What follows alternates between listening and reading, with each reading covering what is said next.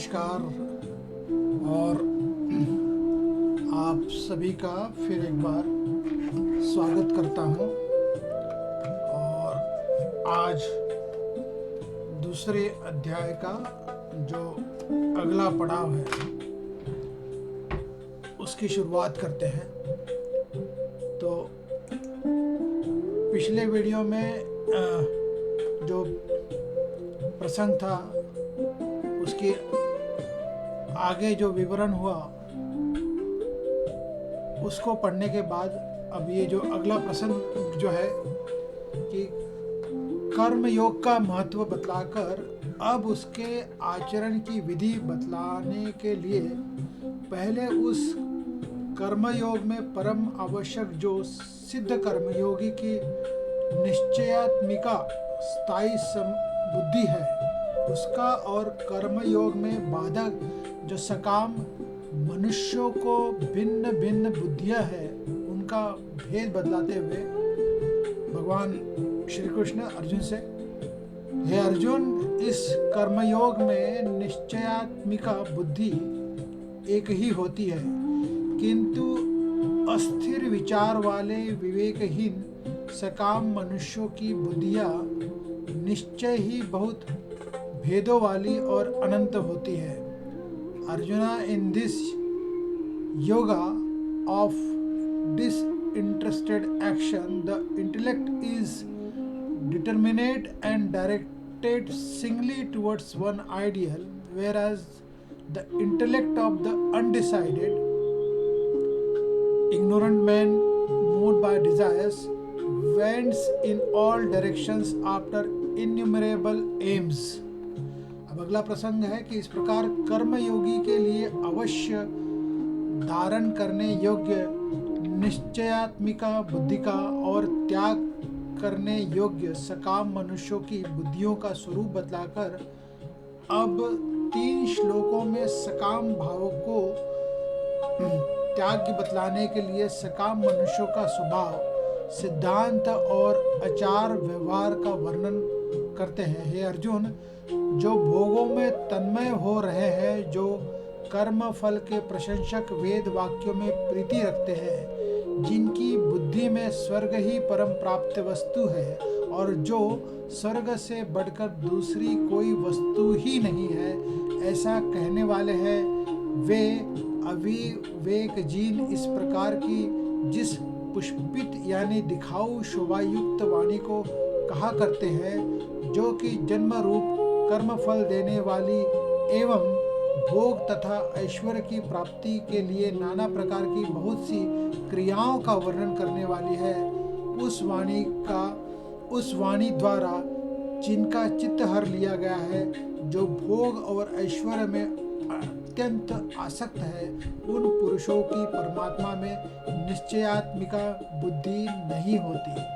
Arjuna, those who are full of worldly desire and devoted to the letter of Vedas, who look upon heaven as the supreme goal and argue that there is nothing beyond heaven, are unwise. They utter flowery speech recommending many rituals of the various kinds for the attainment of the pleasure and the power with rebirth as their fruit. Those whose minds are carried away by such words and who are deeply attached to pleasure and worldly power cannot attain the determinate intellect concentrated on God. अब प्रसंग यह है कि इस प्रकार भोग और ऐश्वर्य में आसक्त सकाम मनुष्यों में निश्चयात्मिका बुद्धि के न होने की बात कहकर अब कर्मयोग का उपदेश देने के उद्देश्य से पहले भगवान अर्जुन को उपयुक्त भोग और ऐश्वर्य में आसक्त रहित होकर समभाव से संपन्न होने के लिए कहते हैं। हे अर्जुन, वेद उपयुक्त प्रकार से तीनों गुणों के कार्यक्रम समस्त भोगों एवं उनके साधनों का प्रतिपादन करने वाले हैं, इसलिए तू उन भोगों एवं उनके साधनों आसक्तिहीन हर्ष शोकादि द्वंद्वों से रहित नित्य वस्तु परमात्मा में स्थित योगक्षेम को न चाहने वाला और स्वाधीन अंतकरण वाला हो। Arjuna, the Vedas thus deal with evolutes of three gunas via worldly enjoyment and the means of attaining such enjoyment. Be thou indifferent to those enjoyment and their means, rising above pairs of opposite like pleasure and the pain, etc., established in eternal existence, absolutely unconcerned about the supply of the wants and the preservation of what has been already attained and self control. अब अगला प्रसंग, पूर्व श्लोक में अर्जुन को यह बात कही गई कि सब वेद तीनों गुणों के कार्य का प्रतिपादन करने वाले हैं और तुम तीनों गुणों के कार्य रूप समस्त भोगों में और उनके साधनों में आसक्ति रहित हो जाओ। अब उनके फलस्वरूप ब्रह्मज्ञान का महत्व बतलाते हैं। सब ओर से परिपूर्ण जलाशय के प्राप्त हो जाने पर छोटे जलाशय में मनुष्य का जितना प्रयोजन रहता है, ब्रह्म को तत्व से जानने वाले ब्राह्मण का समस्त वेदों में उतना ही प्रयोजन रह जाता है। A Brahmas who has obtained enlightenment has the same use for all the Vedas as one who stands at the brink of sheet of water overflowing on all sides as for a small reservoir of water. अब अगला प्रसंग, इस प्रकार समबुद्धि रूप कर्मयोग का और उसके फल का महत्व बताकर अब 2 श्लोकों में भगवान कर्मयोग का स्वरूप बतलाते हुए अर्जुन को कर्मयोग में स्थित होकर कर्म करने के लिए कहते हैं। तेरा कर्म करने में ही अधिकार है, उसके फलों में कभी नहीं। इसलिए तू कर्मों के फल का हेतु मत हो तथा तेरी कर्म न करने में भी आसक्ति न हो। Your right is to work only but never the fruit thereof. Be not instrumental in making your actions bear fruit, nor let your attachment be to inaction. अगला प्रसंग, उपयुक्त श्लोक में यह बात कही गई कि तुमको न तो कर्मों के फल का हेतु बनना चाहिए और न कर्म न करने में ही आसक्त होना चाहिए, अर्थात कर्मों का त्याग भी नहीं करना चाहिए। इस पर यह जिज्ञासा होती है कि तो फिर किस प्रकार कर्म करना चाहिए। इसलिए भगवान कहते हैं कि हे धनंजय, तू आसक्ति को त्याग कर तथा सिद्धि और असिद्धि में समान बुद्धि वाला होकर योग में स्थित हुआ करते हुए कर्मों का कर समस्त ही योग कहलाता है।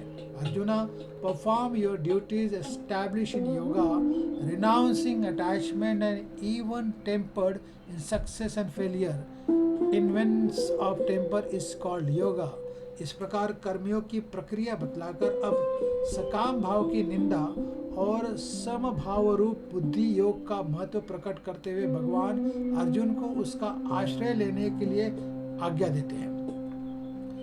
इस समत्व रूप बुद्धि योग से सकाम कर्म अत्यंत ही निम्न श्रेणी का है। इसलिए हे धनंजय, तू समबुद्धि में ही रक्षा का उपाय ढूंढ, अर्थात बुद्धि योग का ही आश्रय ग्रहण कर, क्योंकि फल के हेतु बनने वाले अत्यंत दीन है। Action is far inferior to this yoga in the form of equanimity. Do you seek refuge in this equipoise of mind, Arjuna? For poor and rich are those who are instrumental in making their actions bear fruits. इस प्रकार प्रसंग ये है कि अर्जुन को सत्य का आश्रय लेने की आज्ञा देकर अब 2 श्लोकों में उस समता रूप बुद्धि से युक्त महापुरुषों की प्रशंसा करते हुए भगवान अर्जुन को कर्म योग का अनुष्ठान करने की पुनः आज्ञा देकर फल बतलाते हैं। समबुद्धि युक्त पुरुष पुण्य और पाप दोनों को इसी लोक में त्याग देता है, अर्थात उनसे मुक्त हो जाता है। इससे तू समत्व रूप योग में लग जा। यह समत्व रूप योग ही कर्मों में कुशलता है, अर्थात कर्म बंधन से छूटने का उपाय। Endowed with equanimity, one shares in this life both good and evil. Therefore, strive for practice of this yoga of equanimity. Skill in action lies. The practice of this yoga, क्योंकि समबुद्धि से युक्त ज्ञानी जन कर्मों से उत्पन्न होने वाले फल को त्याग कर जन्मरूप बंधन से मुक्त हो निर्विकार परम पद को प्राप्त हो जाते हैं. For wise man possessing an equipoised mind, renouncing the fruits of action and freed from shackles of birth, attain the blissful supreme state. अगला प्रसंग है, भगवान ने कर्मयोग के आचरण द्वारा अनामय पद की प्राप्ति बतलाई. इस पर अर्जुन को यह जिज्ञासा हो सकती है कि अनामय परम पद की प्राप्ति मुझे कब और कैसे होगी. इसलिए भगवान 2 श्लोक में कहते हैं, जिस काल में तेरी बुद्धि मोहरूप दलदल को भली भांति पार कर जाएगी, उस समय तू सुने हुए और सुनने में आने वाले इस लोक और परलोक संबंधी सभी भोगों से वैराग्य को प्राप्त हो जाएगा. When your mind will have fully crossed the moor of delusion, you will then grow indifferent to the enjoyment of this world and the next that have been heard of, as well as those that are yet to be heard. भांति भांति के वचनों को सुनने से विचलित हुई तेरी बुद्धि जब परमात्मा में अचल और स्थिर ठहर जाएगी, तब तो योग को प्राप्त हो जाएगा, अर्थात तेरा परमात्मा से नित्य संयोग हो जाएगा. When your intellect confused by hearing conflicting statement will rest steady and undistracted on God, you will then attain yoga. अब अगला प्रसंग, पूर्व श्लोक में भगवान ने यह बात कही कि जब तुम्हारी बुद्धि मोह रूपी दलदल को सर्वथा पार कर जाएगी तथा तुम इस लोक और परलोक के समस्त भोगों से विरक्त हो जाओगे, तुम्हारी बुद्धि परमात्मा में निश्चल ठहर जाएगी जब तुम परमात्मा को प्राप्त हो जाओगे. इस पर परमात्मा को प्राप्त स्थित प्रज्ञ सिद्ध योगी के लक्षण और आचरण जानने की इच्छा से अर्जुन पूछते हैं. अर्जुन बोले, हे केशव, समाधि में स्थित परमात्मा को प्राप्त हुए स्थिर बुद्धि पुरुष का क्या लक्षण है? वह स्थिर बुद्धि पुरुष कैसे बोलता है, कैसे बैठता है और कैसे चलता है? Arjuna ask, Krishna, what is the definition of God realized soul, stable to mind and establish in समाधि?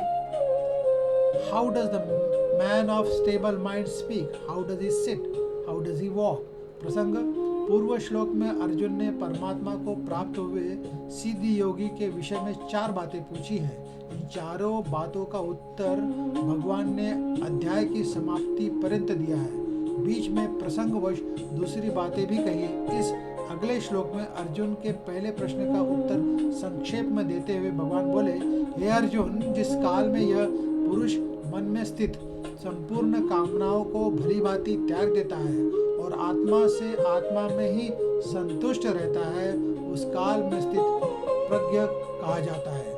भगवान said, Arjuna, when one thoroughly dismisses all cravings of the mind and is satisfied in the self through the self, then he is called stable of mind. अब अगला प्रसंग, स्थित प्रज्ञ के विषय में अर्जुन ने 4 बातें पूछी. उनमें से पहला प्रश्न इतना व्यापक है कि उसके बाद के तीनों प्रश्न उसमें अंतर्भाव हो जाता है.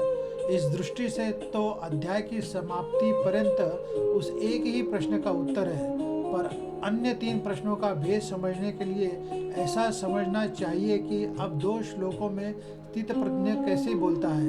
इस दूसरे प्रश्न का उत्तर दिया जाता है, दुखों के प्रति होने पर जिसके मन में उद्वेग नहीं, दुखों की प्राप्ति होने पर जिसके मन में उद्वेग नहीं होता, सुखों की प्राप्ति में जो सर्वथा निष्पृह है तथा जिसके राग, भय और क्रोध नष्ट हो गए हैं, ऐसा मुनि स्थिर बुद्धि कहा जाता है. The sage whose mind remains unperturbed amid sorrows, whose thirst for pleasure has altogether disappeared, and who is free from passion, fear and anger, is called stale of mind. जो पुरुष सर्वत्र स्नेह रहित हुआ है, उस शुभ या अशुभ वस्तु को प्राप्त होकर न प्रसन्न होता है और न द्वेष करता है, उसकी बुद्धि स्थिर है. He who is unattached to everything and meeting with the goods and the evil neither rejoices nor reconcile his mind is stable. अब प्रसंग यह है कि इस प्रकार वापस न लौटने वाले के मार्ग का वर्णन करके अब जिस मार्ग से गए हुए साधक वापस लौटते हैं उनका वर्णन किया जाता है। प्रसंग यह है कि स्थिर बुद्धि वाला योगी कैसे बोलता है। इस दूसरे प्रश्न का उत्तर समाप्त करके अब भगवान वह कैसे बैठता है, इस तीसरे प्रश्न का उत्तर देते हुए ये दिखलाते हैं कि स्थित प्रज्ञ पुरुष की इंद्रियों का सर्वथा उसके वश में हो जाना और आसक्ति से रहित होकर अपने अपने विषयों से उपरत हो जाना ही स्थित प्रज्ञ पुरुष का बैठना है। जैसे कछुआ अपने सब अंगों को समेट लेता है, वैसे ही जिसने अपनी सब इंद्रियों को हटा लिया है उसकी बुद्धि स्थिर हो जाती है। When like a tortoise which draws in its limbs from all direction, he withdraws his senses from the sense objects, his mind should be considered as stable. प्रसंग है कि पुरुष श्लोक में तीसरे प्रश्न का उत्तर देते हुए स्थित प्रज्ञ के बैठने का प्रकार बतलाकर अब उसमें होने वाली शंकाओं का समाधान करने के लिए अन्य प्रकार से किए जाने वाले इंद्रिय संयम की अपेक्षा स्थित प्रज्ञ के इंद्रिय संयम की विलक्षणता दिखलाते हैं। इंद्रियों के द्वारा विषय को ग्रहण न करने वाले पुरुष के भी केवल विषय तो निवृत्त हो जाते हैं, परंतु उनमें रहने वाली आसक्ति निवृत्त नहीं होती। Sense objects turn away from him who does not enjoy them with his senses, but the taste for them persists. This relish also disappears in case of a man of a stable mind when he sees the supreme. प्रसंग है कि आसक्ति का नाश और इंद्रिय संयम नहीं होने से क्या हानि है। आसक्ति का नाश और इंद्रिय संयम नहीं होने से क्या हानि है, इस पर भगवान कहते हैं, ये अर्जुन, आसक्ति का नाश न होने के कारण ये प्रमथम स्वभाव वाली इंद्रियां यत्न करते हुए बुद्धिमान पुरुष के मन को बलात्कार से हर लेती है। Turbulent by the nature, the senses even of a wise man who is practicing self-control forcibly carry away his mind. Arjuna, प्रसंग यह है कि इस प्रकार इंद्रिय संयम की आवश्यकता का प्रतिपादन करके अब भगवान साधक का करते हुए बतलाते हुए पुनः इंद्रिय संयम को स्थित प्रज्ञ अवस्था का हेतु बतलाते हैं। इसलिए साधक को चाहिए कि वह उन संपूर्ण इंद्रियों को वश में करके समाहित चित्त हुआ मेरे परायण होकर ध्यान में बैठे, क्योंकि जिस पुरुष की इंद्रियां वश में होती है उसी की बुद्धि स्थिर हो जाती है। Therefore, having controlled them all and collecting his mind, one should sit for meditation, devoting oneself heart and soul to me. For he whose senses are mastered is known to have a stable mind. प्रसंग यह है कि उपयुक्त प्रकार से मन सहित इंद्रियों को वश में न करने से व आत्मपरायण न होने से क्या हानि है, इस बात को अब 2 श्लोक में बतलाते हैं। प्रसंग यह है कि उपयुक्त प्रकार से मन सहित इंद्रियों को वश में न करने से और भगवत्वरायण न होने से क्या हानि है, यह बात अब 2 श्लोकों में बतलाई जाती है। विषयों की चिंतन करने वाले पुरुष की उन विषयों में आसक्ति हो जाती है, आसक्ति से उन विषयों की कामना उत्पन्न होती है और कामना में विघ्न पड़ने से क्रोध उत्पन्न होता है। The man dwelling on sense objects develops attachment for them. From attachment springs up desire and from desire ensues anger. क्रोध से अत्यंत मूढ़ भाव उत्पन्न हो जाता है, मूढ़ भाव से स्मृति में भ्रम हो जाता है, स्मृति में भ्रम हो जाने से बुद्धि अर्थात ज्ञान शक्ति का नाश हो जाता है और बुद्धि का नाश हो जाने से यह पुरुष अपनी स्थिति से गिर जाता है। From anger arises infatuation, from infatuation confusion of the memory, from confusion of the memory loss of reason, and from the loss of reason one goes to complete ruin. प्रसंग है कि इस प्रकार मन सहित इंद्रियों को वश में न रहने वाले मनुष्य के पतन का क्रम बतलाकर अब भगवान स्थित प्रज्ञ योगी कैसे चलता है, इस चौथे प्रश्न का उत्तर आरंभ करते हुए पहले 2 श्लोकों में जिसके मन और इंद्रियों वश में होते हैं, ऐसे साधक द्वारा विषयों में विचरण किए जाने का प्रकार और उसका फल बतलाते हैं। परंतु अपने अधीन किए हुए अनंत करण वाला साधक अपने वश में की हुई राग द्वेष से रहित इंद्रियों द्वारा विषयों में विचरण करता हुआ अनंत कारण की प्रसन्नता को प्राप्त होता है। But the self-control practicant, while enjoying the various sense objects through his senses, which are disciplined and free from likes and dislikes, attains placidity of mind. अनंतकरण की प्रसन्नता होने पर इसके संपूर्ण दुखों का अभाव हो जाता है और इस प्रसन्न चित्त वाले कर्मयोगी की बुद्धि शीघ्र ही सब ओर से हटकर एक परमात्मा में ही भली भांति स्थिर हो जाती है। With the attainment of such placidity of the mind, all his sorrows come to an end, and the intellect of such person of tranquil mind, soon withdrawing itself from all sides, becomes firmly established in God. प्रसंग है इस प्रकार मन और इंद्रियों को वश में करके अनासक्त भाव से इंद्रियों द्वारा व्यवहार करने वाले साधक को सुख शांति और स्थित प्राज्ञ अवस्था प्राप्त होने की बात कहकर अब दो श्लोकों द्वारा इससे विपरीत जिसके मन इंद्रिय जीते हुए नहीं है, ऐसे विषयासक्त मनुष्य के सुख शांति का अभाव दिखलाकर विषयों के संग से उसकी बुद्धि के विचलित हो जाने का प्रकार बतलाते हैं। न जीते हुए मन और इंद्रिय वाले पुरुष में निश्चयात्मिक बुद्धि नहीं होती और उस अयुक्त मनुष्य के अनंतकरण में भावना भी नहीं होती तथा भावनाहीन मनुष्य को शांति नहीं मिलती और शांति रहित मनुष्य को सुख कैसे मिल सकता है। He who has not controlled his mind and senses can have no reasons, nor can such an undisciplined man think of God. The unthinking man can have no peace, and how can there be happiness for one lacking peace of mind? क्योंकि जैसे जल में चलने वाली नाव को वायु हर लेती है, वैसे